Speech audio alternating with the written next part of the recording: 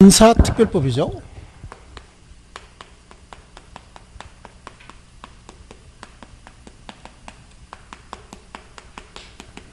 여러 가지가 있지만 특별법이다라고 하는 건 특별한 권리 의무 관계를 보호하겠다, 그런 목적인 거예요. 그래서 법명에서 대충 이건 어떤 내용으로 들어가 있겠구나라고 하는 걸 알고 있어요.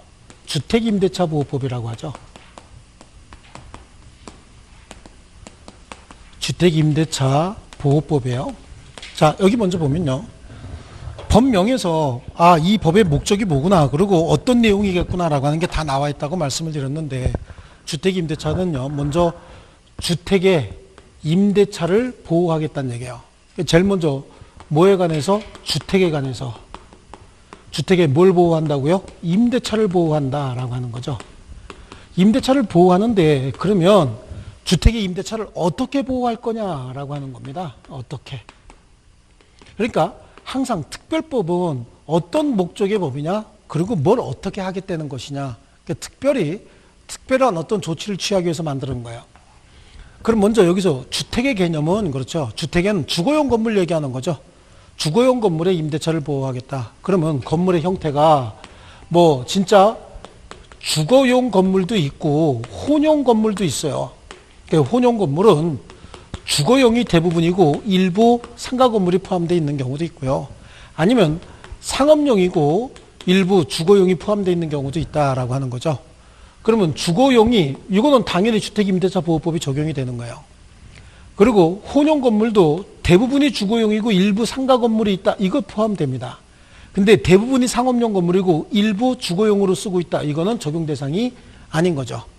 그럼 여기서 주거용인지 아닌지 용도는 어떻게 파악할 것이냐라고 하는데, 공부상 용도뿐만 아니라 실제 용도를 기준으로 파악을 하는 거죠. 그러니까 오피스텔 같은 경우에는 상업용 시설이죠. 업무용 시설이죠. 업무용 시설인데 오피스텔에 직접 가서 보니까 주거용으로 쓰고 있더라. 그럼 그거는 주거용으로 보게 되는 겁니다. 그래서 공부상 용도뿐만 아니라 실제 용도를 종합적으로 판단한다라고 하는 거고요.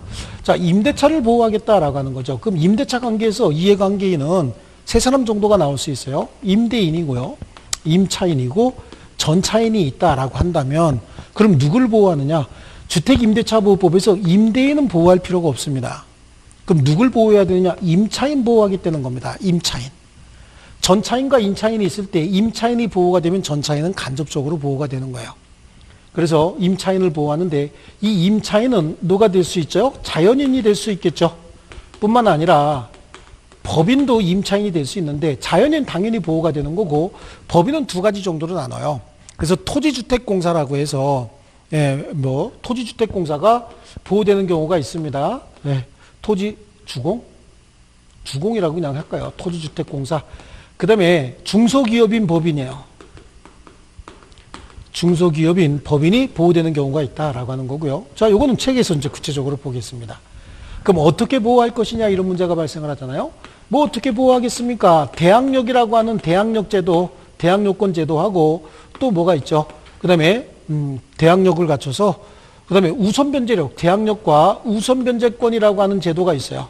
우선변제 받을 수 있는 우선변제력, 이런 제도가 있습니다. 그래서 대항력권을 어떻게 갖출 것이며 우선변제권은 어떻게 행사할 것이냐.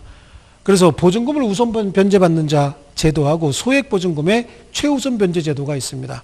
이렇게 해서 대항력을 갖춰서 어떻게 할 것이냐. 대항력을 갖춰서 존속기간을 보장을 받을 것이고, 대항력을 갖춰서 보증금을 보호하겠다라고 하는 거죠. 그럼 보증금을 보호하는 방법이 우선변제 받는 방법이 있다. 요거 이제 주택임대차보호법의 핵심 내용인 거예요.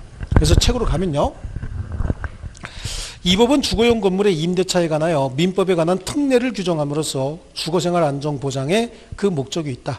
적용 범위에 보면은 금방 설명드린 내용이죠. 주거용 건물의 임대차, 주거용 건물 전부뿐만 아니라 임대차에 적용하겠다. 그러니까 임차주택의 일부가 주거 목적 이외에 사용되는 경우에도 보호한다. 그러니까 여기 보니까 주거용 건물뿐만 아니라 혼용 건물에 대부분이 주거용이고 일부가 다른 목적으로 쓰는 경우에도 적용한다 그랬어요. 하지만 그 반대는 적용하지 않는다라고 말씀을 드렸죠. 이 법이 적용이 된다. 그리고 오른쪽 페이지에 598페이지에 제 세 번째 줄에 보면은요, 주거용이냐 비주거용이냐 판단은 건물의 현황, 용도 등 실질적인 용도를 판단해야 된다. 등기부나 건축물 관리대장상 공부상 표시에 의해서 형식적으로 판단하지 않는다라고 하는데, 그것도 표현이 조금 공부상 용도뿐만 아니라 뭐에 의해서, 실제 용도에 의해서 판단한다. 여기 있죠, 요거 지금 공부상 용도도 참작해야 되지만 실제 용도도 참작해야 된다라고 하는 거예요. 네. 그다음에 적용 배제입니다. 일시 사용을 위한 임대차. 자, 일시 사용을 위한 임대차 뭐 얘기하는 거예요? 호텔이나 모텔 얘기하는 거죠. 여기에는 주택임대차보호법이라고 하는 게 적용될 여지가 전혀 없습니다. 자, 여기 이제 참고조문에 보니까 제3조의 대항력이에요. 국민주택기금을 재원으로 저소득층 무주택자에게 주거생활 안정을 목적으로 전세 임대주택을 지원하는 법인. 이게 뭡니까? 토지주택공사 얘기하는 거죠. 토지주택공사가 주택을 임차한 후 지방자치단체장 또는 그 법인이 선정한 입주자가 그 주택을 인도받고 주민등록을 마쳤을 때 제1항을 준용한다. 이 경우에 대항력이 인정되는 법인은 대통령령으로 정한다라고 해서요. 원래 자연인은 당연히 보호대상인데 법인은 보호대상 법인이 둘로 나눴어요. 토지주택공사죠. 이 토지주택공사가 그러니까 건물주가 갑이에요. 갑이고 주택공사 있죠. 토지주택공사가 임차인이죠. 그리고 임차인이 국민주택기금을 재원으로 해서, 이게 국민주택기금이 도시주택기금인가요? 주택도시기금인가요? 주택도시기금이네요. 이제 국민주택기금이 주택도시기금으로 바뀌었죠. 여기 이제 바뀌어야 됩니다. 네. 주택도시기금을 재원으로 해서 주택공사가 그걸 재원으로 해서 갑으로부터 임대를 합니다. 네, 토지 소유자로부터 임대를 해서 그 주택공사 직원들이 들어가서 사는 게 아니에요. 이 사람들이 선정한 저소득층 시민들 있죠. 서민들이야. 그러면 주택공사가 임차인이 되는 거고 저소득층 시민은 전차인이 되는 거예요. 우리 앞에서 봤듯이. 여기서 보셨을 때 제가 임대차와 전대차가 있을 때는 누굴 보호한다 그랬죠? 임대차를 보호한다 그랬잖아요. 그러니까 여기는 주택공사가 임차인이 돼서 이 사람이 보호가 된다 그런 얘기고요. 또 하나는요. 똑같습니다. 어떤 임대인으로부터 중소기업인 법인 있죠? 중소기업인 법인. 중소기업의 임대차에서 그 회사 무슨 용도? 사택 있죠? 그걸 뭐라 그러죠? 기숙사. 기숙사 용도로 사람이 사용하는 주거용 건물이 있대요. 이 경우에 그 기숙사에 들어가서 또는 사택에 들어가서 사는 사람들은 전차인이죠. 빌린 사람은 누굽니까? 법인인 거예요. 그래서 이 경우에 자연인은 당연히 적용 대상이고 법인 중에 주택공사가 이런 목적으로 그러니까 건물을 임대차했을 때, 또 중소기업인 법인이 직원 사택용으로 임대차했을 때 이때 적용하겠다고 하는 겁니다. 그래서 거기 제3항에도 마찬가지죠. 중소기업법에 의한 중소기업에 해당하는 법인이 법인이 주택을 임대차하고 그 법인이 선정한 직원이 해당 주택을 인도받고 주민등록을 마쳤을 때 대항력을 갖추게 한다. 그래서 보호하겠다는 겁니다. 자, 그래 넘겨보시면 주택임대차의 존속기간이에요. 주택임대차보호법에서는 최단 존속기간이 중요한 거예요. 여러분 자주 이사 다니면 가구 많이 깨지고 돈 많이 들어가죠. 그래서 최단 존속기간을 보호하는데 최단 존속기간은 2년입니다. 2년의 최단 기간을 보호하는데, 혹시 임대차 계약 체결하면서 2년 미만으로 임대차 계약을 체결했을 때 그럼 1년으로 정했다라고 하는 거예요. 1년으로 정했을 때도 임차인은 1년으로 정한 그 기간을 주장할 수 있지만 임대인은 1년의 기간을 주장할 수가 없는 겁니다. 여기는 제가 주택임대차보호법은 누구를 보호하는 법이라고 그랬죠? 임차인을 보호하기 위한 법이에요. 그러니까 1년 미만으로 임대차 약정을 했어도 임차인은 아니에요. 나는 2년 살 거예요. 라고 할 수도 있고, 임차인은 1년 약정했으니까 나가겠소. 라고 할 수 있어요. 하지만 임대인은 1년 됐으니까 나가라. 이렇게 못하는 겁니다. 2년 꼭 준수해 줘야 되는 겁니다. 자, 그리고 나번에 보시면요. 제2항에 임대차 기간이 끝난 경우에도 임차인이 보증금 반환받을 때까지 임대차 관계가 존속되는 것으로 본다라고 한 거고요. 자, 이거 뭐 당연한 거고요. 주택임대차의 법정갱신입니다. 주택임대차의 법정갱신은 우리 임대차가 기간이 만료가 됐대요. 기간 만료되는 날이 이날이에요. 이 기간 만료되기 6월에서 기간이 만료되기 1월 요 사이 기간 중에 임대인이 임차인에게 얘기해야 됩니다. 임대차를 어떻게 하겠다? 해지하겠다. 또는 조건을 변경하겠다. 라고 통지를 해줘야 되는데 이걸 통지하지 않았답니다.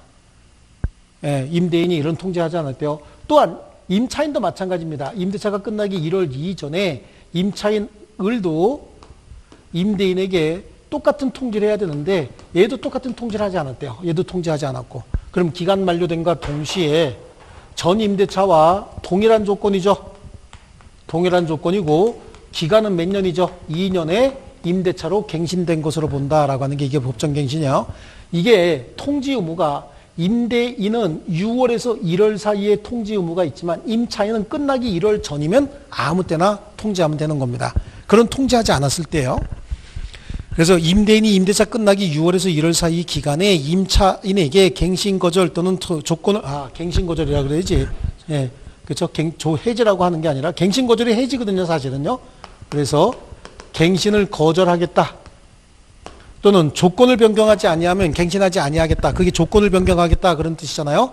조건 변경의 뜻을 통지하지 아니한 경우에 기간이 끝난 때 전 임대차와 동일한 조건으로 다시 임대차한 것으로 본다.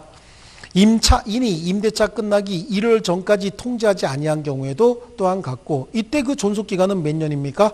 2년으로 본다라고 하는데 이거는 임대차 기간 중 임차인의 채무 불이행이 없었어야 되는 거예요. 그래서 이 경우에는 이기 차임에 달하도록 연체하거나 그 밖에 임차인으로서 의무를 현저히 위반한 경우에는 법정갱신 제도가 인정되지 않습니다. 자, 이렇게 2년이라고 하더라도 이거는 임차인을 보호하기 위한 법이라고 그랬잖아요.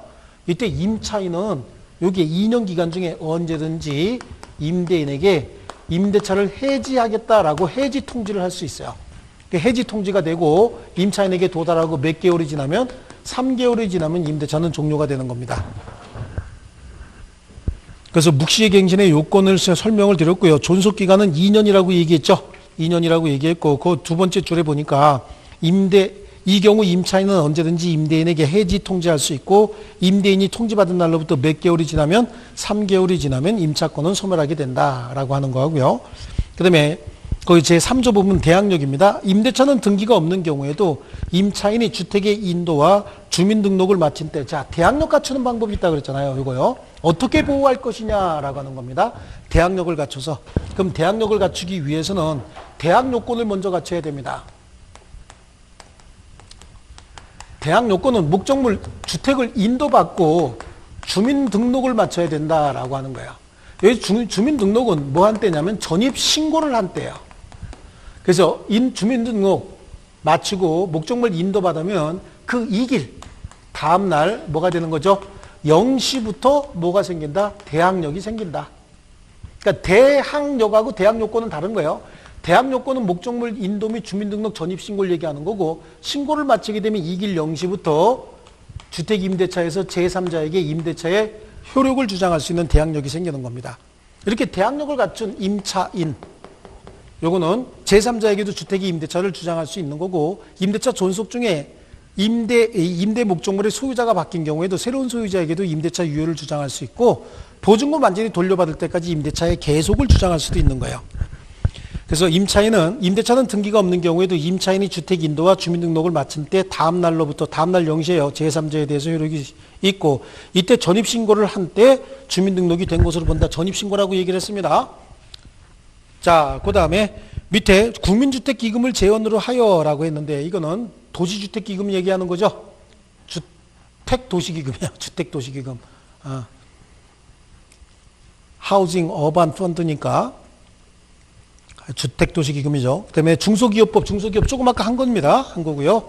오른쪽 페이지에 대항력의 요건 또 나오는데 뭐 똑같은 내용 지금 설명을 또 할 필요는 없습니다.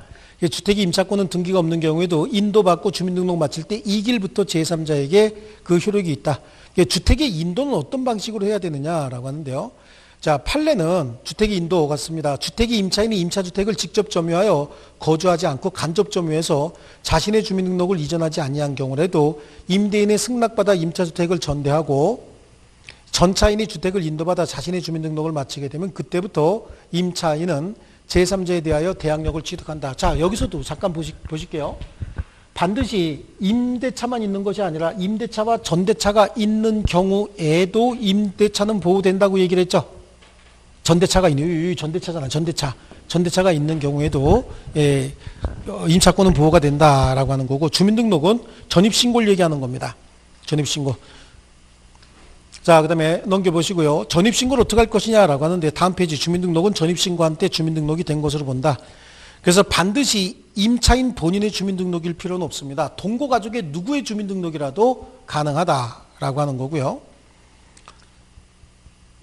자, 그 다음에 밑에 있는 판례는 갑이 주택에 관하여 소유권 이전 등기를 격려하고 주민등록 전입신고까지 마친 다음 처와 함께 거주하다가 을에게 매도함과 동시에 그로부터 다시 임차해서 계속해서 거주하기로 약정하고 임차인을 갑의 처로 하는 임대차 계약을 체결한 후에 을 명의의 소유권 이전 등기가 격려된 경우에 제3자로서는 주택에 관하여 갑으로부터 을 앞으로 소유권 이전 등기가 격려되기 전에는 갑의 처 주민등록이 소유권이 아닌 임차권을 매결하는 점이라는 것을 인식하기 어려웠다 할 것이므로, 이렇게 판례 내용을 다 집어넣어 버리니까 설명을 요약하지 않고 좀 이제 보기가 좀 어려울 텐데요. 지금 갑으로 한번 볼게요. 여기 이제 갑을로 하겠습니다.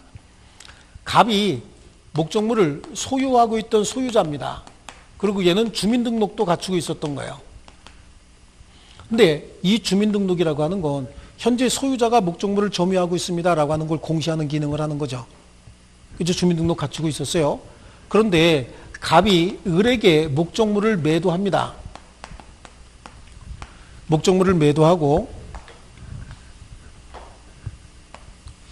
동시에 임대차 계약을 다시 한 거야. 그러니까 내가 내 물건을 팔고 내가 임차인으로 살겠다 그런 얘기죠. 그렇죠? 예, 그래요. 그리고 소유권 이전 등기는 을 명의의 등기는 이날된 겁니다. 자, 그럼 보세요. 지금 갑의 주민등록은, 이 주민등록은 요날까지는, 여기서부터 요날까지는 현재 소유자 누구로 되어 있을까요? 갑 이름으로 되어 있죠. 그럼 우리 등기부상 소유자는 갑으로 되어 있으니까 갑의 주민등록은 소유자로서 목적물을 점유하고 있습니다라고 공시하는 거잖아요. 그렇지 않습니까? 그러면 을명의로 등기가 됐네요. 그럼 을명의로 등기가 됐으면 이날부터 갑의 주민등록은 소유자가 아닌 임차인, 즉 임대차를 매개로 점유가 형성되어 있습니다라고 하는 걸 공시하는 기능은 여기서부터죠. 그러면 요 다음날 이길 몇 시부터 0시부터 대항력이 생긴다라고 하는 거예요. 이게 왜 이런 문제가 생기냐면 을이 소유권 이전 등기를 함과 동시에 은행으로부터 대출을 받은 거예요. 대출을 받아서 은행에 저당권을 설정을 했습니다. 그럼 이 날을 혹시 7월 1일로 하자고요? 을명의의 등기가 있었던 날을 7월 1일로 합니다. 그럼 저당권 설정 등기도 7월 1일 날 됐다는 얘기죠. 그러면 갑이 대항력을 취득하는 날은 언젠가요? 7월 2일 0시가 되는 거죠. 이해하셨나요? 여기서부터 여기까지는 갑이 임차인으로서 주민등록을 갖췄던 거예요? 소유자로서 주민등록 가지고 있었던 거예요? 소유자로서 주민등록 갖춘 거죠. 근데 여기서 기간이 지났죠? 여기서 을명의로 소유권 이전 등기가 되면 그때 비로소 갑의 주민등록은 뭐죠? 임차인의 주민등록이고, 임차인으로서 목적물 인도받아서 점유는 하고 있었고 주민등록 갖추고 이길 0시부터 대항력이 생긴다 그랬잖아요. 그러니까 임차인으로서 주민등록은 이날이고 이길 0시면 7월 2일 0시부터 대항력을 갖추게 되는 거죠. 임차인으로서. 그런데 7월 1일 날 소유권 이전 등기가 되면서 은행에서 저당권 설정 등기했다. 그럼 저당권은 7월 1일자로 성립해 버리잖아요. 그럼 순위 따지면 어떤 게 빨라요? 저당권이 빠른 거예요. 저당권 실행 경매에서 경락인에게 대항 못하는 겁니다. 대항력 주장 못한다. 이 얘기를 지금 쓰고 있는 거예요. 이해하셨습니까? 네, 그래서 판례 내용을 그렇게 이렇게 쭉 늘어놓으면, 정리를 안 하고 늘어놓으면 좀 공부하기가 좀 힘들 겁니다. 이렇게 정리합니다. 자, 그리고 주민등록은 대항력의 취득 요건인 동시에 존속 요건이다. 그러니까 대항력을 취득해서 주민등록을 통해서 대항력을 취득해서 가지고 있다가 주민등록을 이전했답니다. 그럼 대항력 소멸해버리는 겁니다. 바로. 그 다음에 주민등록과 관련돼서 문제가 생기는 게 지번을 잘못 기재했다라고 하는 게, 토지 지번을 잘못 기재했다. 그럼 대항력 생겨요, 안 생겨요? 안 생기는 겁니다. 여기가 만약에 7번지인데 7번지의 임차인이, 여기 7번지예요. 갑이 임대인이고 을이 임차인인데 얘가 주민등록 전입신고를 8번지에 했다라고 하면 8번지 주택은 다른 거일 거 아니겠어요? 그렇죠? 그러면 요 주택에 임차인이 목적물 점유는 임차인이 하고 있어요. 근데 7번지 점유하고 주민등록은 여기 와 있다면서요. 그럼 이 주민등록은 임대차를 매개하는 점유가 형성되어 있습니다라고 하는 걸 공시 못하고 있잖아요, 지금. 목적물 점유는 이거 하고 있고 주민등록이 여기가 있다면서요. 그럼 이 주민등록은 누군가 점유하고 있다? 누가 점유하고 있다? 을이 점유하고 있어야 되는데 을이 아닌 다른 사람이 점유하고 있는 거 아니겠어요? 네, 그렇기 때문에 이 경우에는 대항력을 갖출 수가 없어요. 그런데 혹시 이번에는 같은 지번인데 동호수를 잘못 적었다는 거야. 동호수. 동호수를 잘못 적었을 때 이 집합 건물하고 즉 공동주택하고 단독주택하고 한번 구분해 볼게요. 공동주택은 같은 지번의 7의 1번지에 동호수 엄청나게 많죠. 그러니까 동호수를 잘못 적었다라고 하면 공동주택의 경우에는 대항력이 안 생겨요. 근데 단독주택의 경우에는 한 동 안에 이렇게 다가구 주택 같은 거 있죠. 한 동 안에 지네끼리 동호수를 적었다라고 하는 건 지네끼리 식별 표준일 뿐이지 공식 법률상으로는 하나의 지번 안에 건물 몇 개밖에 없어요? 하나밖에 없고 이런 다가구 주택 같은 경우는 요거 자체가 식별 기준이 되지는 않습니다. 그래서 거기 지번을 잘못 기재한 경우에 대항력 생기지 않는 거고요. 오른쪽 페이지에 호수가 잘못 기재됐다. 그래. 연립주택의 임차인, 연립주택은 공동주택 맞죠? 연립주택의 임차인이 동호수 기재 없이 지번만 기재했다. 그랬는데 동호수를 기재했으나 지번을 잘못 기재했다. 그럼 대항력 없어요. 이에 대하여 다가구 주택은 지번만 기재되면 호수 기재가 잘못돼도 상관없다는 얘기죠. 왜냐하면 다가구 주택의 그 호수라고 하는 건 지네끼리 구별하기 위한 지네끼리의 약속이지 공식적인 구별 기준은 아닌 거예요. 신축 중인 건물을 임대차했다라고 하는데요. 건축 중인 주택의 소유권 보존 등기가 경유되기 전에 그 건물을 임차해서 주민등록을 마친 임차인은 주민등록상의 주소 기재가 그 당시 주택의 현황과 일치한다 하더라도 그 후 사정 변경으로 등기부상의 주택의 표시가 달라졌다면 주민등록상의 주소가 주민등록법 시행령에 따라서 건축물 관리대장 기재에 근거된 것이라는 등의 특별한 사정이 없는 한 달라진 주택의 표시를 전제로 등기부상 이해관계를 가지게 된 제3자로서는 당초에 주민등록에 의해서 당해 주택이 임차인의 주소 또는 거소를 가진 자로 등록되었다고 인식하기 어렵다. 뭔 소리인지 아시겠어요? 자, 이 건물이 신축되기 전에 봐서 신축해서 보존 등기하기 전에 벌써 들어가서 사는 임차인들이 있잖아요. 그래서 을이 들어가서 임대차에서 살고 있었어요. 그리고 여기다가 아직 신축되기 전인데 주민등록 한 거죠. 주민등록 했는데 주민등록을 할 때 이때 당시에는 아직 보존 등기도 안 돼 있었고 건축물 관리대장도 안 만들어진 상태인 거예요. 이 상태가. 들어가서 자기 주민등록은 했지만 완성되지 않은 건물이죠. 그리고 나중에 건물이 완성되고 난 다음에 등기부도 만들어지고 건축물 관리대장도 만들어졌다고요. 그때 이 주민등록 가지고 대항력 주장할 수 있느냐? 없다는 얘기예요. 건물이 완성되기 전에 건축물 관리대장도 만들어지기 전이고 또 등기부도 만들어지기 전에 미리 해놓은 주민등록 가지고는 대항력 주장할 수 없습니다. 아시겠죠? 자, 그 다음에 대항력의 내용이다라고 하는데요. 대항력의 내용은 거기 지금 604페이지에 있는 그 판례 내용은 이걸로 잘 설명을 하시고 정리를 하십니다. 그 다음에 신축 중인 건물을 임차한 경우에 요건 요거 가지고요. 요거 완성되고 난 다음에 이거 가지고는 대항력 주장할 수 있다 없다? 없다라고 하는 거고요. 그 다음에 대항력의 내용이에요. 대항력은 주택의 임대차를 제3자에게 주장할 수 있는 그런 권리를 대항력이라고 얘기를 하는데 양수인과의 관계. 자, 임차주택의 양수인은 임대인의 지위를 승계한 것으로 본다라고 하는데, 자, 보통 임차주택의 양수인이다라고 하는 건 임차주택의 소유자가 바뀌었다. 그럼 새로운 소유자는 무조건 임대인의 지위를 승계한다. 그러니까 새로운 소유자가 무조건 보증금 내줘야 된다는 얘기예요. 아시겠죠? 예, 좋습니다. 그거 한 줄만 이렇게 보시면 됩니다. 그 다음에 제3자 관계라고 해요. 제3자.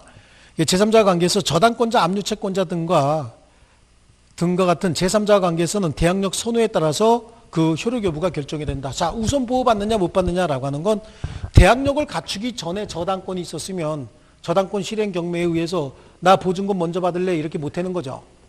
그런데 요거 보세요. 여기. 요거는 지금 저당권 설정일과 주민등록 전입 신고일이 같은 날이잖아요. 저당권 설정일 언제예요? 7월 1일이죠. 얘는 주민등록 전입 신고는 이때부터 됐지만 임차인으로서 주민등록 갖춘 날은 7월 1일이잖아요.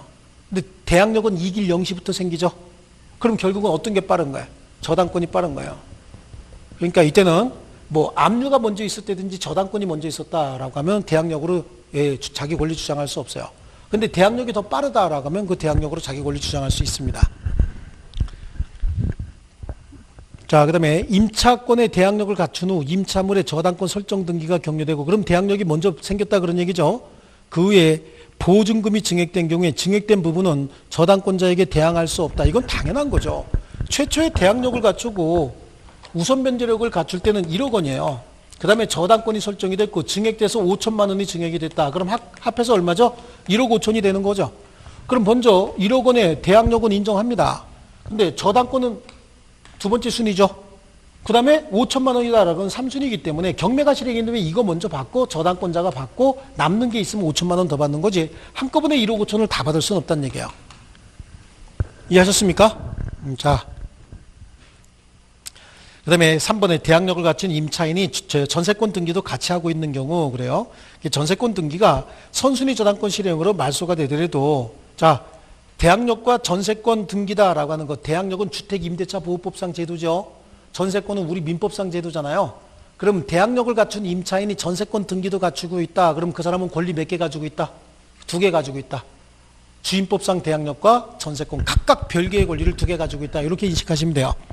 그래서 전세권 등기가 선순위 저당권 실행으로 말소되더라도 대항력권을 구비한 시점이 저당권 등기보다 우선하는 주택의 임차권은 대항력을 상실하지 않고 그대로 존속하게 된다. 그러니까 각각의 권리, 여기서 얘기하는 건 뭐냐면 대항력 먼저 갖추고 저당권 설정하고 전세권 설정됐다라고 하는 거예요. 저당권 실행 경매가 되면 선순위 대항력은 소멸하지 않겠지만 후순위 전세권은 소멸하는 거죠. 얘가 가지고 있는 권리는 대항력하고 전세권 각각 별개의 권리를 가지고 있는 거예요. 자, 그 다음에 넘겨보실게요. 넘겨보시면 차임이나 보증금의 증감 청구인데요. 자, 이보세요. 주택의 임대차에서 임차인을 보호한다라고 하는 거는 존속기간도 보호해야 되지만 임대인이 마음대로 차임이나 보증금을 증액하게 되면 이것도 살기 굉장히 힘들어지죠. 그러니까 이것도 보호가 돼야 되는 거예요. 그래서 차임의 증감 청구가 제한이 되는데, 자, 여러분 생각에 감액 청구가 제한이 돼야 될까요? 증액 청구가 제한이 돼야 될까요? 증액 청구가 제한이 돼야 되죠. 임대인이 마구잡이로 올리면 임차인이 하나도 보호가 안 되죠. 하지만 보증금을 감액해야 될 사유가 생기면 임차인은 얼마든지 감액할 수 있는 거예요. 임대인은 증액을 하고 싶은 자가 임대인이잖아요. 감액하고 싶은 사람이 임차인이죠. 그러니까 증액만 제한이 되는 거예요. 증액만. 이해하셨습니까? 그래서 거기 제7조에 따른 차임이나 보증금의 증액 청구는 약정한 차임 등의 20분의 1, 몇 프로입니까? 5%입니다. 이게 상가건물 임대차 보호법에는 100분의 5라고 나와요. 여기는 20분의 1이라고 나오고, 뭐 같이 그냥 통일시키면 될 걸 뭘 20분의 1이라고. 이게 이제 전세권에서 끌고 오는 바람에 이렇게 된 건데요. 제1항에 따른 증액 청구는 임대차 계약 또는 약정한 차임 등의 증액이 있은 후 1년 이내에는 하지 못한다. 그러니까 예를 들어서 오늘 계약했어요. 오늘 계약하고 다시 증액하려면 몇 년 있어야 된다고? 1년이 있어야 돼요. 그런데 또 증액을 했답니다. 증액을 하고 다시 증액하고 싶으면 몇 년 또 기다리라고요? 1년을 기다려라 그런 거예요. 그럼 최초 임대차 계약을 체결할 때 5년 했어요. 5년. 최초 임대차 계약 체결했어요. 5년 했습니다. 5년에 100만 원, 매월 차임 100만 원씩 받기로 했어요. 그럼 1년 있다가 5% 또 올릴 수 있어요, 없어요? 있다는 얘기예요. 그럼 요거 한번 올리고 난 다음에 또 1년 있으면 5% 또 올릴 수 있다는 얘기예요. 그럼 5년 동안 총 단순한 계산으로 5% 그럼 훨씬 많이 올라가겠지만 이것만 가지고도 25%는 올릴 수 있다는 얘기죠. 원래 5% 상승된 금액의 5%니까 복리로 계산하면 훨씬 더 많은 거예요. 그럼 총 한 40% 정도까지 올릴 수 있다는 얘기예요. 5년 기간 동안 한 번도 못 올린다 그런 뜻 아닙니다. 아시겠죠? 자, 그 다음에 밑에 보면 월 차임 전환 시 산정률 제한인데, 자, 여러분 같으면은 전세를 좋아해요? 월세를 좋아해요? 임대인 입장에서 월세가 좋죠. 근데 지금 전세하고 있었는데 내가 로또가 맞는 바람에 돈이 좀 생겼대요. 그럼 전세금 내주고 월세로 바꾸는 게 좋겠죠. 근데 새로운 임차인 고르느니 기존에 있는 임차인한테 야, 내가 보증금 돌려줄 테니 월세로 바꾸자 라고 할 수도 있죠. 아니면 요번에 보증금 증액하는데 증액된 보증금은 월세로 전환하겠다 이럴 수도 있잖아요.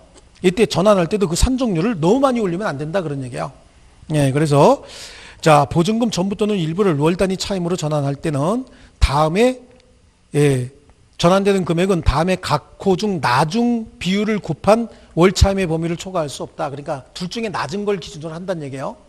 그래서 은행법에 따른 은행에 적용하는 대출금리와 해당 지역의 경제 요건 등을 고려해서 대통령령으로 정하는 비율. 이게 지금 교과서니까 그 비율이 얼마냐라고 하는 거예요. 그게 연 1할 10%를 얘기하는 거예요. 그 밑에 나와요. 밑에. 대통령령은 시행령이잖아요. 그러니까 그 책을 자, 그러고요. 다시 한국은행에서 공시한 기준금리에 대통령령으로 정하는 이율을 더한 이율. 그게 뭐냐? 연 3.5%예요. 아시겠죠? 연 3.5%다라고 하는데. 그러니까 뭐 1할 아니면 연 3.5%. 둘 중에 어떤 거요? 낮은 거다.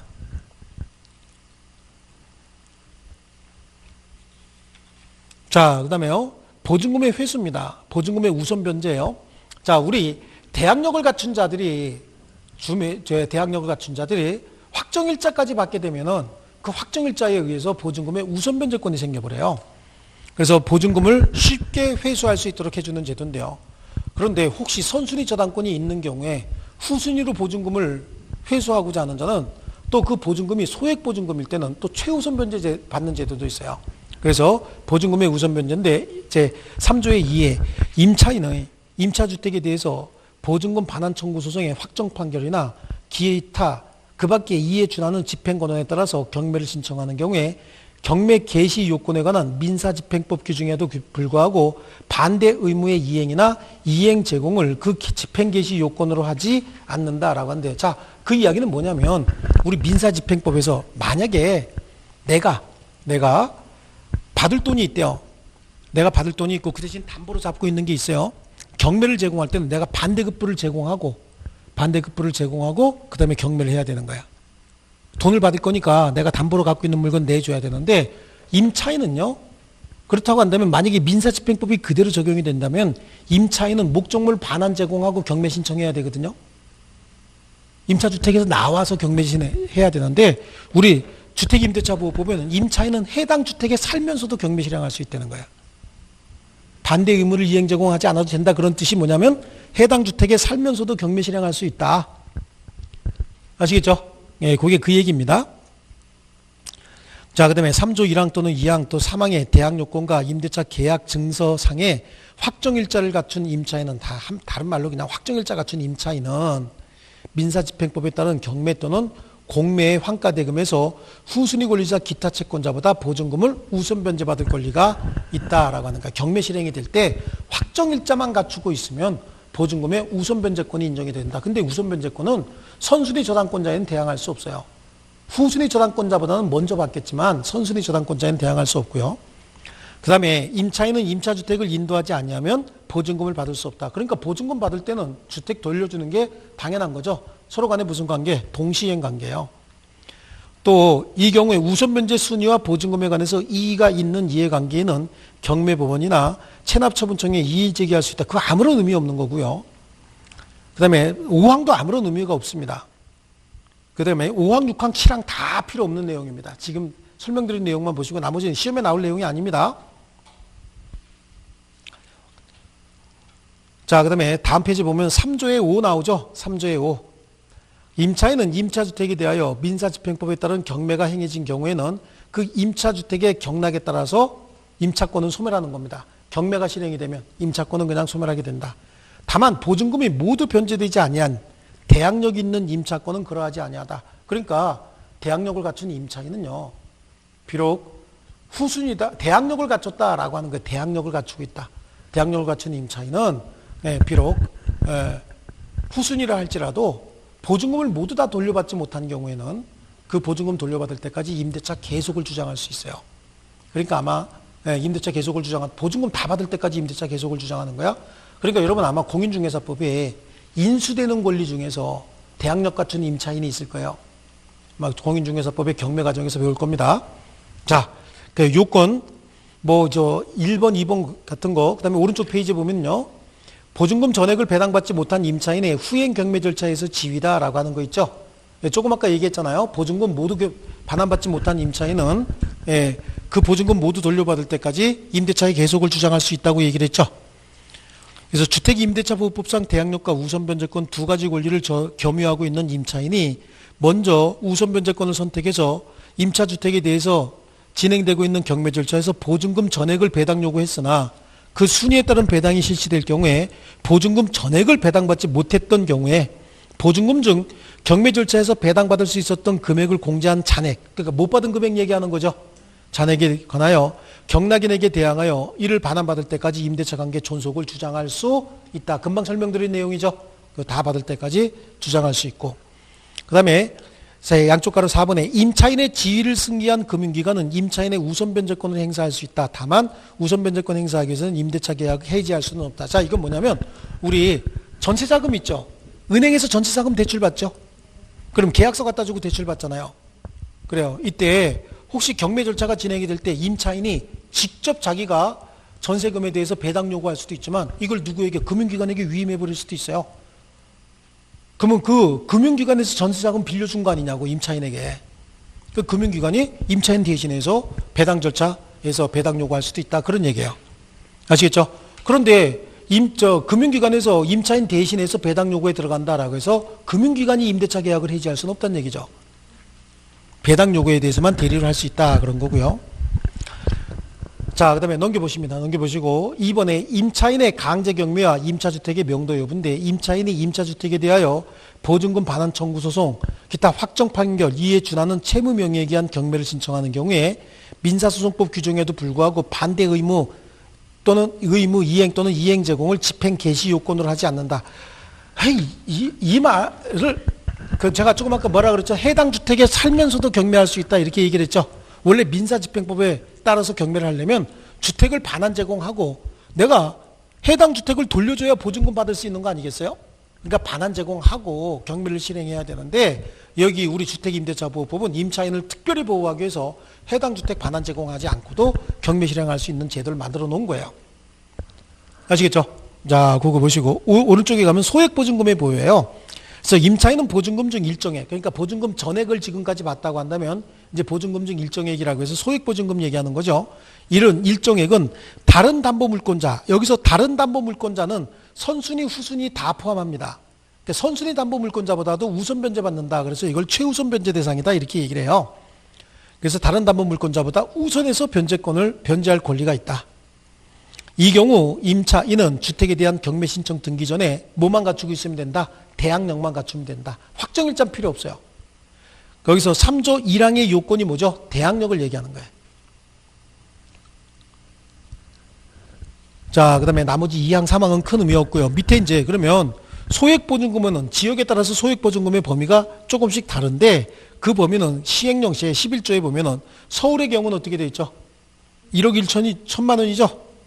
그 다음에 수도권 및 기타 세종특별시라든지 이런 거 있죠? 과밀억제권은 얼마요?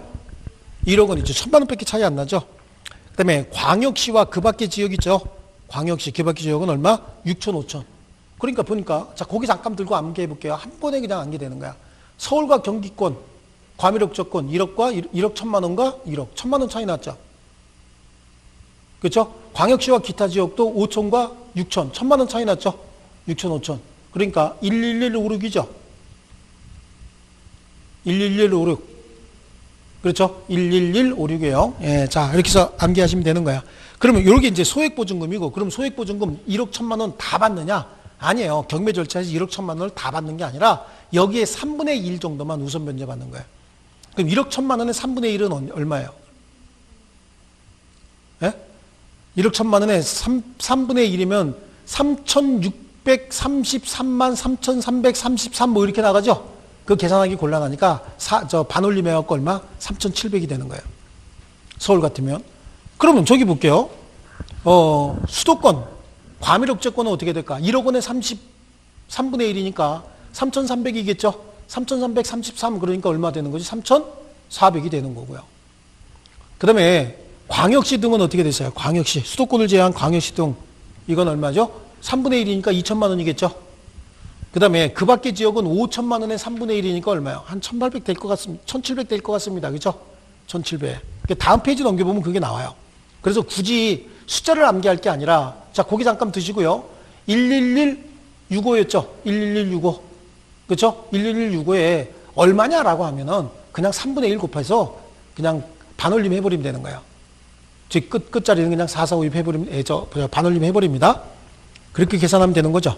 그 다음에 그 밑에 있는 나에 보시면 임차인의 소액보증금 중 주택가액 2분의 1을 초과하는 경우에 임차인의 소액보증금이 주택가액의 2분의 1을 초과하는 경우에 주택가액의 2분의 1에 해당하는 금액에 하나요 최우선 변제권이 있고, 또 하나의 주택의 임차인이 2인 이상이고 각 소액보증금 합산액이 주택가액의 2분의 1을 초과하는 경우에 그 각각 주택보증금의 합산액에 대하여 각 임차인의 소액보증금의 비율로 그 주택가액의 2분의 1에 해당하는 금액을 각 임차인의 소액보증금으로 한다. 무슨 말을 하는지.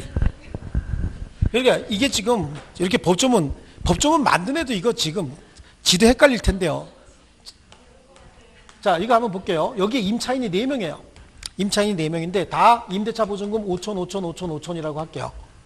이게 서울이다라고 할게요. 서울이면 1억 1천만 원 이하니까 전부 소액 임차인에 해당하죠. 그리고 이 임대주택이 매각이 됐다라고 하는 거야. 매각이 됐는데 총 매각 대금이 3억이라는 거죠. 매각 금액의 총액이 3억이야. 그러면 매각 금액의 2분의 1에 해당하는 금액은 얼마야?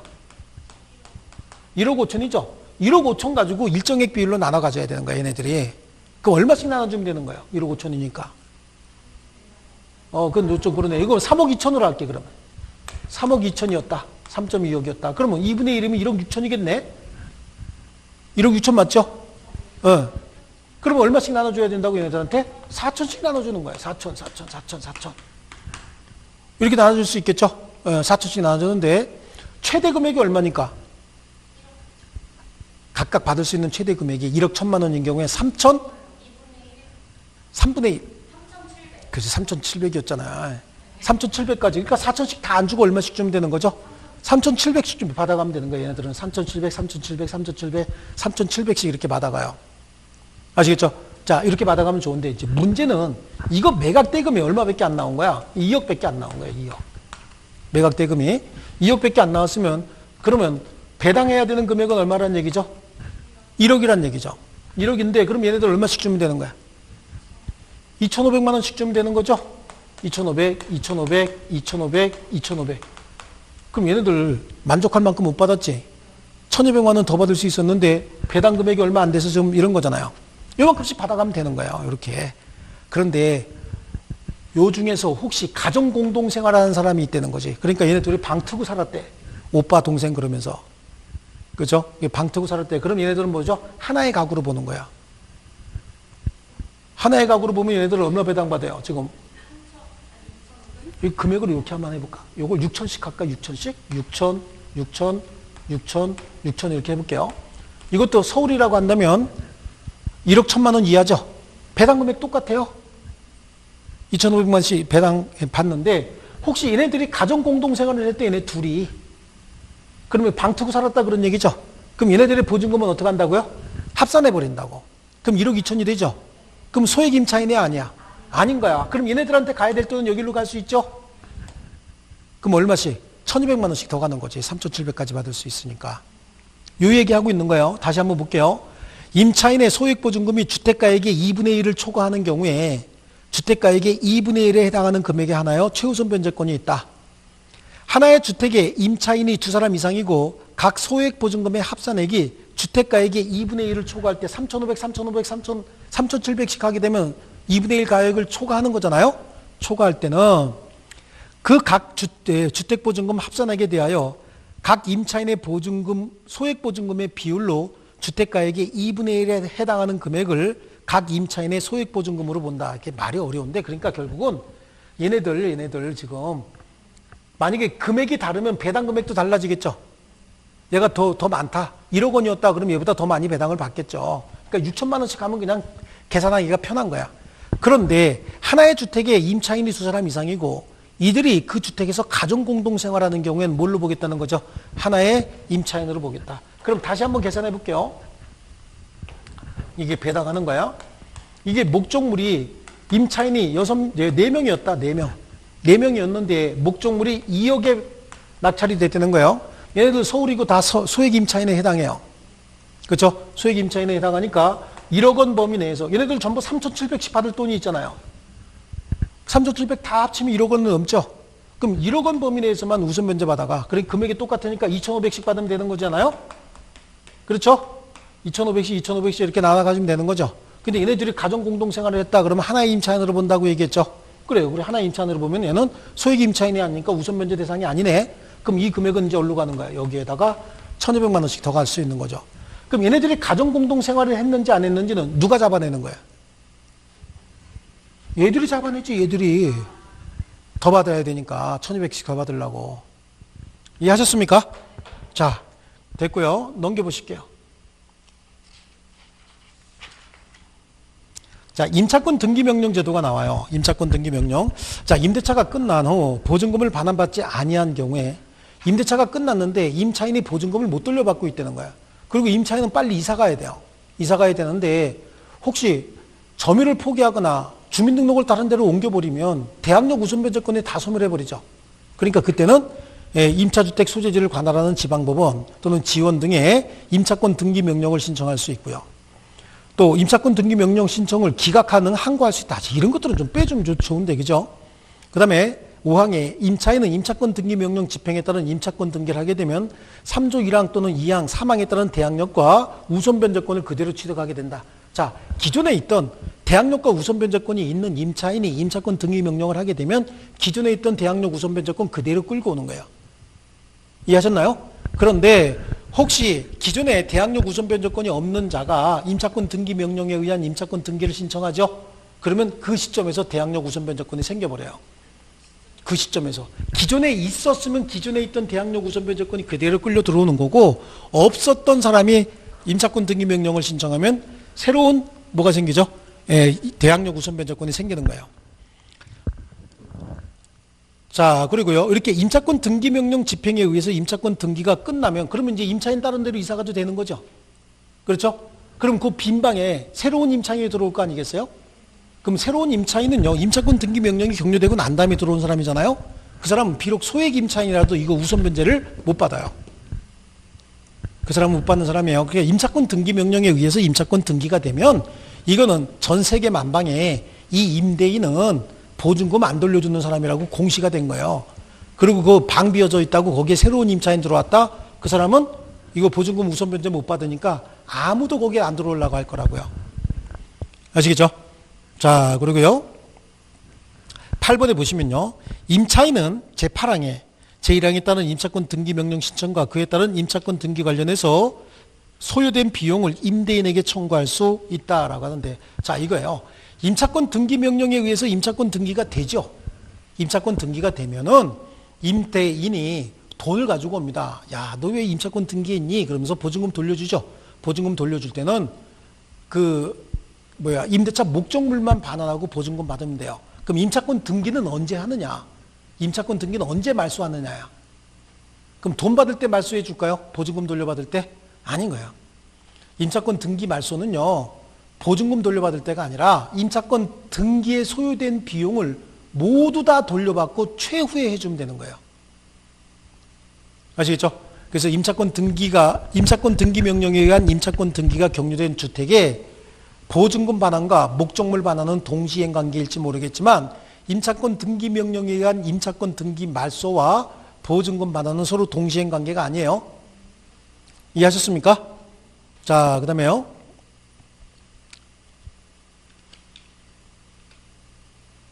한 장 넘겨보십니다. 주택임차권 승계가 가능하냐라고 하는데 주택임차권 승계가 가능하죠. 주택임차권은 뭡니까? 채권이죠, 채권. 주택임차권은 채권이기 때문에 혹시 주택의 임차인이 사망했답니다. 주택의 임차인이 사망했으면 그 임차권 승계가 가능한데 혹시 임차인이 사망을 했을 때 상속인이 있다 그러면 당연히 임차인이 사망을 했으면 그 임차권은 상속이 돼요. 근데 상속 말고 승계란 말을 쓴 이유가 뭐냐라고 하는 거죠. 이 임차권을 승계받는 자들은 혹시 사실혼의 배우자는 상속권이 없거든요. 근데 이 임차인과 사실혼의 배우자가 같이 살고 있으면 사실혼의 배우자도 임차권을 승계할 수 있어요.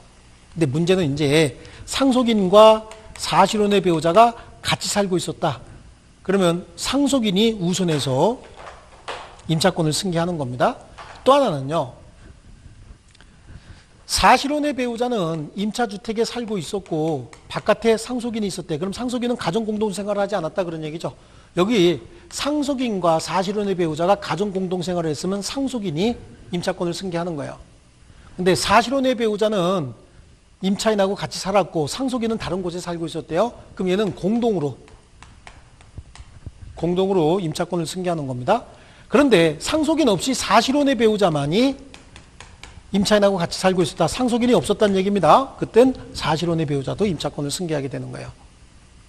이해하시겠죠? 자, 임차주택에서 상속인과 사실혼의 배우자가 같이 살았으면 누구? 상속인. 사실혼의 배우자가 임차주택에 같이 살았지만 상속인이 있긴 있으되 같이 살진 않았대. 가정공동생활을 하지 않았대요. 그러면 공동으로. 상속인 없이 사실혼의 배우자가 임차인하고 가정공동생활을 했다. 그럼 누가요? 사실혼의 배우자가 임차권을 승계하게 된다. 자, 그런 내용이고요. 그런데 혹시 임차권 승계하고 나니까 반환받을 보증금은 5천만 원인데 임대차 관계에서 발생한 채무는 7천만 원이래요. 그럼 이거 승계받을 필요 있어요? 없어요? 없죠. 이때는 나의 임차인 사망 후 한 달 이내에 승계권자가 임대인에 대해서 반대 의사를 표시한 때는 그러하지 아니하다라고 하는 거고, 나머지 임대차 분쟁조정위원회는 우리가 볼 내용이 아닙니다.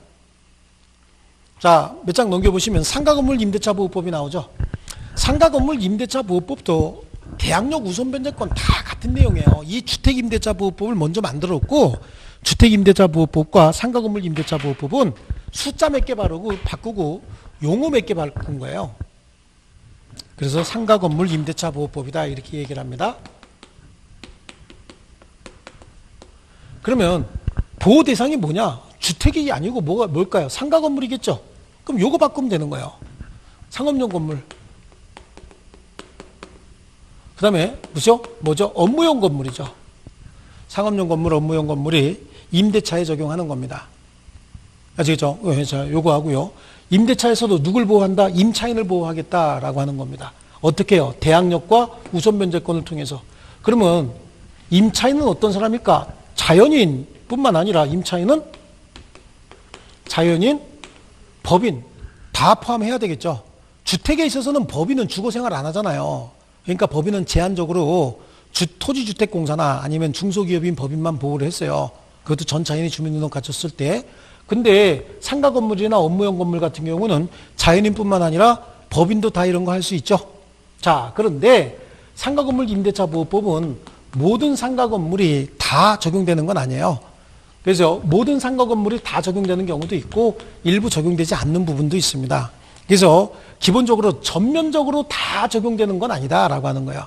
그래서 상가건물 임대차를 보호할 때 그 상인은 어떤 사람이냐? 영세 상인을 보호하겠다는 겁니다. 영세 상인만 그 보호 대상으로 하는 거야. 그래서 주택임대차보호법과 뭐가 다르냐라고 하는 거야. 똑같은 거는 용어만 다르지 특별히 여기서 할 필요 없습니다. 그래서 거기 이 법은 상가건물 임대차에 관하여 민법에 관한 특례를 규정해서 국민 경제생활 안정 보장을 그 목적으로 하고 있다라고 하는 거고요. 이 법의 적용 대상이 되는 임대차는 임대차 목적물의 주된 부분을 영업용으로 사용하는 경우에 포함한다. 그래서 영업용으로 사용한다. 이게 영업용인지 아닌지는 뭘 보고 판단합니까? 사업자 등록. 사업자 등록 대상인이 아니냐. 사업자 등록 대상인 사람들이 상인이죠. 예, 그래요. 그래서 적용하는데 다만 대통령령으로 정하는 금액을 초과하는 임대차에는 적용하지 않는다. 여기서 대통령령으로 정하는 금액이 얼마입니까? 9억입니다. 9억. 그래서 보증금 합산액이 9억. 여기는 보증금 합산액의 개념이 있어요. 1항 단서에 따른 보증금을 정할 때 지역 여건 및 임대차 목적물 규모를 고려해서 지역별로 규정을 한다. 근데 서울 같은 경우에 9억 요거 하나만 아시면 돼요. 사실은요. 그래서 보증금 위에 차임이 있는 경우에 그 차임액은 은행법에 따른 대출금리 등을 고려해서 대통령령으로 정하는 비율을 곱하여 환산한 금액을 포함한다. 그렇죠. 제1항 단서에도 불구하고 대항력이라든지 계약갱신 요구권이라든지 권리금에 관한 규정은 자, 여기서 우리 권리금에 관한 규정 있죠. 대항력을 갖추는 방법. 대항력 우선변제. 그 다음에 권리금에 관한 내용. 이거는 모든 임대차에 다 적용해요. 나머지 요걸 제외한 나머지는 서울시의 경우에 9억 환산보증금 9억 이하의 임대차에만 적용하는 거고요. 아시겠죠? 자, 네, 넘겨보십니다. 넘겨보시고 보증금의 한도인데 위규정에 의해서 보증금을 정함에 있어서 해당 지역의 경제 여건 등을 감안해서 지역별로 규정을 하되 보증금 이외에 차임이 있는 경우에 그 차임에게 은행법에서 정한 금기간 대출금리 등을 감안해서 대통령령으로 정하는 비율을 곱해서 환산한 금액으로 한다. 자, 그러면 보세요. 우리 서울이라고 한번 가정을 하고요. 서울의 보증금액은 5천만 원이에요. 보증금액은 5천만 원이고 월 차임 5억 보증금 5억. 그 다음에 월 차임을 400만 원으로 했다는 거야. 보증금 5억에 월 차임 400이에요. 그럼 환산 보증금이 얼마냐라고 하는 거야. 보증금 5억에다가 월 차임 400이죠. 400 곱하기 얼마 하면 되는 거죠? 100을 하는 거야. 그럼 이게 4억이 되죠. 그럼 9억이 되네. 그러면 적용 대상이네. 그러면 전면적 적용 대상을 에서 빼려면 400 얼마 하면 되는 거야? 1만 원. 401만 원이면 요거만 적용이 되죠. 전면적 적용 대상이 아닌 거예요. 그래서 요건 이렇게 얘기합시다. 상가건물 임대차 보호법은 모두 다 적용되는 전면 적용 대상이 있고요. 그 다음에 일부 적용 대상이 있다. 전면 적용 대상은 보증금 환산액이 얼마? 9억이야.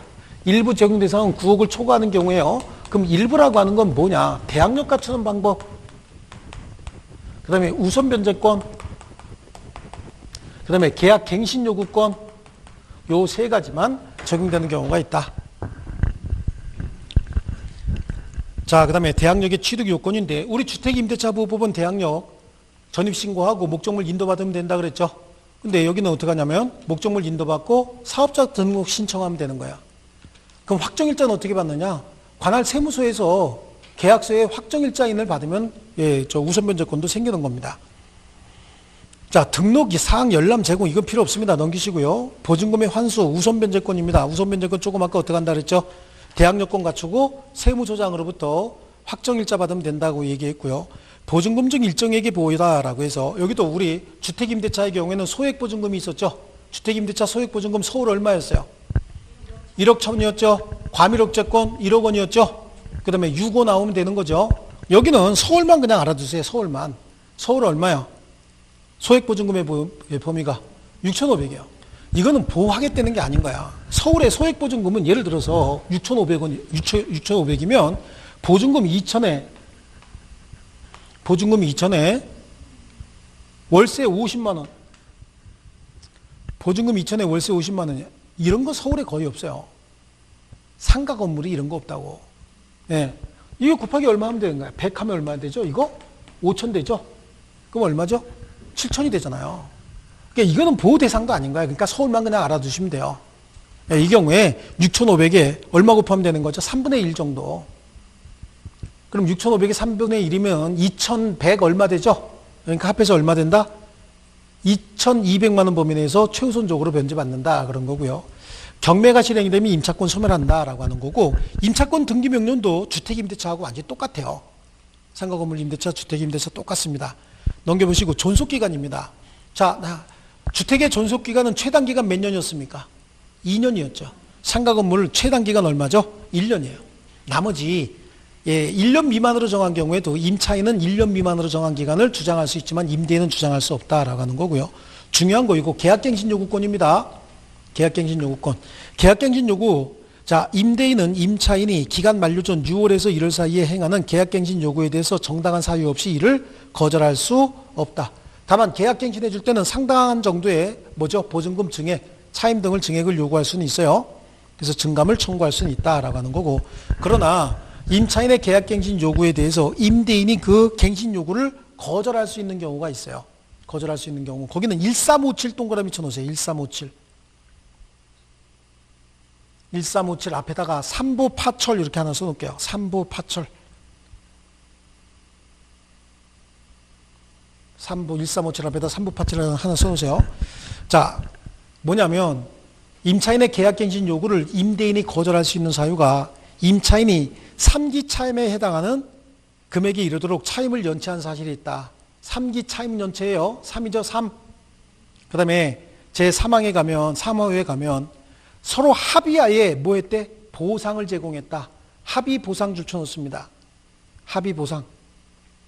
합의하에 보상이에요. 일률적으로 공탁한 거 안 됩니다. 그 다음에 우후에 가면은요, 임차인이 임차 건물 전부 또는 일부를 고의 또는 중대한 과실로 어떻게 했대요? 파손했다. 아시겠죠? 중대한 과실 줄치셔야 됩니다. 중대한 과실. 고의 또는 경미한 과실, 고의 또는 과실 그러면 안 돼요. 뭐죠? 경미한 과실이나 그냥 과실 말고 무슨 과실? 중대한 과실로. 중대한 과실은 고의를 얘기하는 거예요. 그 다음에 7번은 뭐야? 철거였죠? 철거요. 임대인이 다음 항목 어느 하나에 해당하는 사유로 목적 건물 전부 또는 대부분의 철거입니다. 전부 대부분 밑줄 칩니다. 그리고 일부 들어가면 안 됩니다. 거기는. 주로 집어넣는 게 그 일부예요. 일부. 아시겠죠? 그럼 제1호에는 3기 차임에 따르는 연체한 사실이 있다. 이거는 뭐 큰 문제는 안 돼요. 그냥 가로 넣기 정도만 나오는 거고. 제3호에는 합의하에 보상이라고 얘기했죠. 합의 대신 보상 공탁 이렇게 집어넣어갖고 답을 만들어냅니다. 공탁한 경우, 보상금을 공탁한 경우, 공탁 아니다라고 얘기했고요.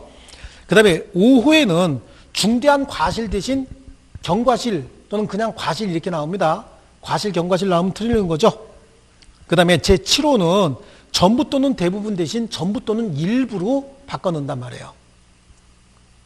아시겠습니까? 나머지 내용은 뭐 가나다호 이런 것들은 크게 신경 쓰지 않아도 돼요. 임대차 계약 당시 공사 시기 및 소요기간 등을 포함해서 철거 일정 등을 미리 고지했다. 또는 건물의 노후 훼손 또는 일부 멸실로 인해서 안전사고가 우려될 때 그럼 철거해야 될 거 아니겠어요? 재건축해야 되겠죠. 그 다음에 다른 법령에 따라서 철거 또는 재건축이 이루어지는 경우에 이런 경우에 할 수 있다는 얘기고 그럼 2468은 안 나오냐? 2468도 나오긴 나오는데 2468은 우리가 봐도 그냥 알아요. 이 보면요. 임차인이 거짓 부정한 방법으로 임대차 했다. 그럼 당연히 임대차 계약 갱신거절 해당 사유겠죠. 4번에 임차인이 임대인 동의 없이 목적물 전부 또는 일부를 지 맘대로 뭐 했다고요? 전대했다. 이거는 임대차 계약 해지 사유기도 합니다. 그냥. 그렇죠. 6번에 임차 건물 전부 또는 일부가 멸실돼서 임대차 목적을 달성할 수 없다는 거예요. 사용 수익하지 못하는 일이 생겼다라고 하는 거잖아요. 그 다음에 8호에 가면요. 그 밖에 임차인의 현저한 의무 위반이 있었다. 그럼 보세요.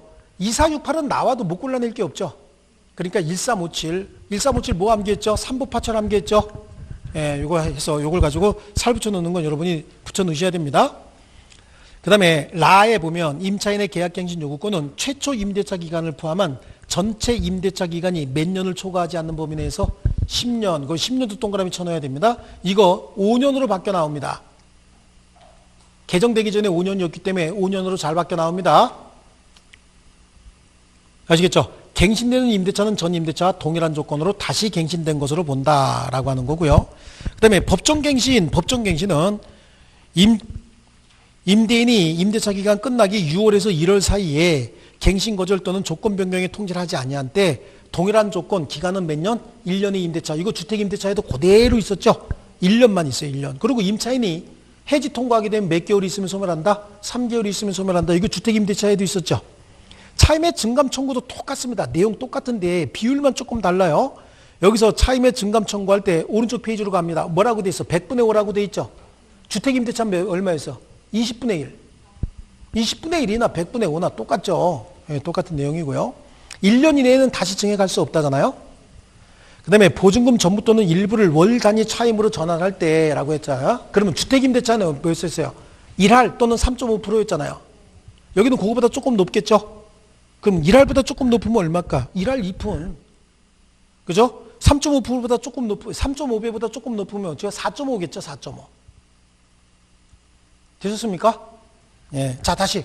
주택임대차는 차임 전환할 때 1할 또는 3.5%, 여기는 1할 2푼 또는 4.5배. 아시겠습니까? 자, 이렇게 나눠지고, 권리금의 회수다라고 하는데요. 자, 우리 상가건물 임대차에서 주로 많이 나오는 건, 이렇게 조금 아까 얘기했듯이 계약갱신 요구권 3부 파철 있잖아요. 요거하고 권리금 회수, 이쪽에서 주로 많이 나와요. 주택임대차하고 다른 부분이 이 부분이거든요. 그래서 권리금의 회수인데, 권리금은 임대차에 있어서 임차인끼리 임대차 승계할 때 서로 주고받는 시설 비용이라든지 영업권 비용을 권리금이라고 합니다. 예, 권리금 계약은 임대차 계약과 별도로 이루어지는 그런 계약이에요. 그래서 권리금 계약은 신규 임차인이 되려는 자가 임차인에게 지급하기로 하는 계약이다. 그리고 임차인은 자기가 영업권이라든지 시설 비용 등을 임대차 승계 과정에서 받고 싶어 하겠죠. 그렇게 받고 싶어 하는 걸 임대인이 방해해서는 안 된다라고 하는 규정이 들어가 있는 거예요. 그래서 임대인은 임대차 기간이 끝나기 몇 개월 전부터 6개월 전부터 임대차 종료 시까지고 6개월도 3개월이 6개월로 바뀐 겁니다. 예. 임대차 종료 시까지 다음 어느 하나에 해당하는 행위를 함으로써 권리금 계약을 방해해서는 안 된다라고 하는 겁니다. 여기에 보면은 그 방해 행위의 유형은 그다지 중요한 건 아니에요. 임차인이 주선한 신규 임차인이 되려는 자에게 권리금을 요구하거나 임대인이 지가 권리금 받겠다고 하는 거예요. 그러면 새로운 임차인의 경우에는 임차인에게도 권리금 주고 임대인에게 권리금 주고 2배 주게 되죠. 그럼 이거는 임차인의 권리금 받는 걸 방해하는 행위입니다. 그 다음에 신규 임차인이 주선하는 신규 임차인이 되려는 자로 하여금 임차인에게 권리금을 지급하지 못하게 하는 거. 이건 뭐야? 권리금 주면 너하고 임대차 안 해. 이렇게 얘기하는 거죠. 그 다음에 임차인이 주선한 신규 임차인이 되려는 자에게 상가 건물에 관한 조세 공과금 등등에 비추어 너무 높은 고액의 차임과 보증금을 요구하는 경우. 그렇다는 얘기는 넌 들어오면 아마 코피 쏟아질 걸 그 얘기잖아요. 그 다음에 그 밖에 정당한 사유 없이 신규 임차인이 되려는 자와 임대차 계약 체결을 거절하는 경우. 그랬어요. 자, 이거는 크게 중요한 게 아니에요. 조금 아까 말씀드렸듯이 임대인이 새로운 임차인에게 뭔가 무리한 요구를 해서 임차인이 권리금 받는 걸 방해하는 행위 하지 말란 얘기예요. 그 기간이 몇 개월 이내? 6개월 이내. 종료되기 6개월 전까지죠. 요거만 좀 알아두시고, 그러나 임대인이 임차인이 주선한 새로운 신규 임차인이 되려는 자와 임대차 계약 체결을 거절할 수 있는 경우가 있다고. 그러니까 이게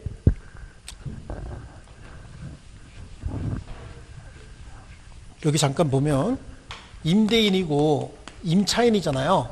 임차인이 새로운 임차인에게 임차권 양도하고 권리금을 좀 받고 싶어 한다고.